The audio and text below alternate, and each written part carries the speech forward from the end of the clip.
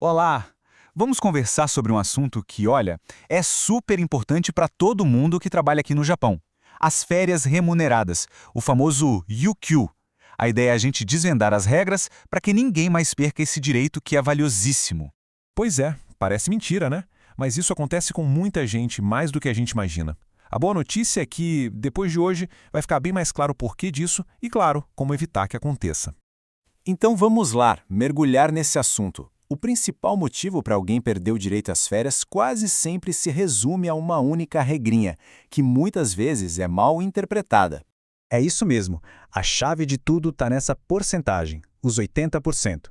É uma regra de frequência que acaba confundindo muita gente e, no fim das contas, leva à perda do direito às férias. Mas calma, a gente vai desmistificar como isso funciona agora mesmo. Bom, agora a gente vai destrinchar essa tal regra dos 80%. Parece complicado, eu sei, mas prometo que é mais simples do que o nome faz parecer. A lei trabalhista do Japão, lá no artigo 39, é bem direta sobre isso. O ponto central é essa fórmula aí.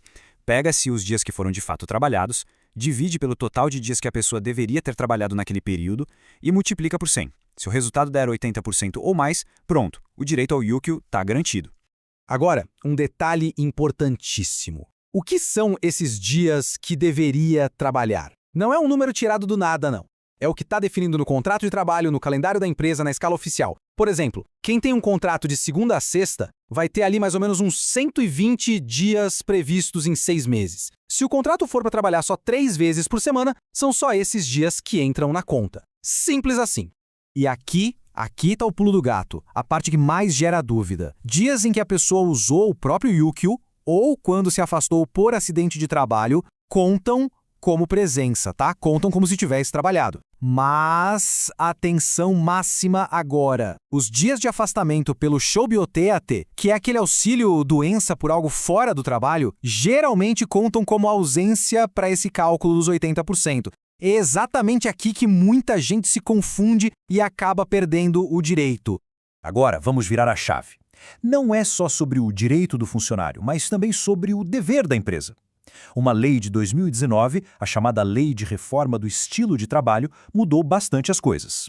E a mudança foi clara. Desde 2019, as empresas são obrigadas, por lei, a garantir que seus funcionários tirem, no mínimo, 5 dias de férias remuneradas por ano. Isso não é uma opção, gente, é uma obrigação legal. E se a empresa não cumprir? Bom, aí a coisa fica séria para ela. A legislação japonesa leva o direito ao descanso muito a sério, e as penalidades mostram bem isso. Olha só o peso disso. A multa pode chegar a 300 mil ienes por funcionário que não tirar os 5 dias obrigatórios. E dependendo do caso, a pessoa responsável na empresa pode pegar até 6 meses de prisão. Não é pouca coisa. E esse ponto é fundamental. A responsabilidade é da empresa. Se o trabalhador não pedir os dias, a empresa tem a obrigação de ir lá e designar as datas para essas férias, para garantir que a lei seja cumprida. E um lembrete rápido, mas muito importante. Os dias de Yukio que não são usados expiram depois de 2 anos. Por isso é tão essencial ficar de olho e usar as férias dentro desse prazo, para não perder o que já foi acumulado. Certo, agora vamos para a parte prática, porque saber do direito é o primeiro passo, mas saber como pedir e usar esse direito é o que faz a diferença no dia a dia. A melhor maneira de evitar qualquer tipo de problema é fazer tudo direitinho, de forma oficial. O ideal é sempre pedir por escrito ou por e-mail para ter um registro.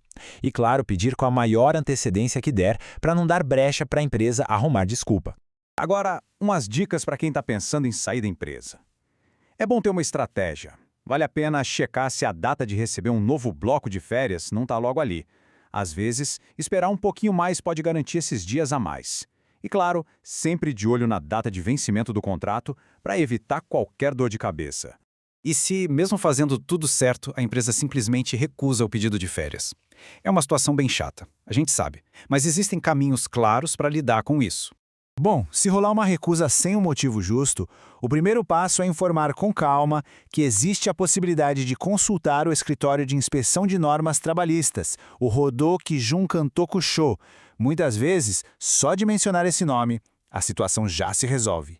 Se insistirem na recusa, o próximo passo é ir ao Hello Work ou, em último caso, procurar um advogado trabalhista. E, para a gente fechar o raciocínio, essa frase resume tudo perfeitamente. De um lado, existe um direito garantido para quem trabalha. Do outro, um dever legal que a empresa precisa cumprir. É esse equilíbrio que a lei tenta manter. E para finalizar, fica a reflexão. Depois de tudo isso que a gente conversou, vale a pena parar e pensar. Como está a situação na prática? Conhecer as regras é o passo mais importante para garantir que os direitos sejam sempre respeitados.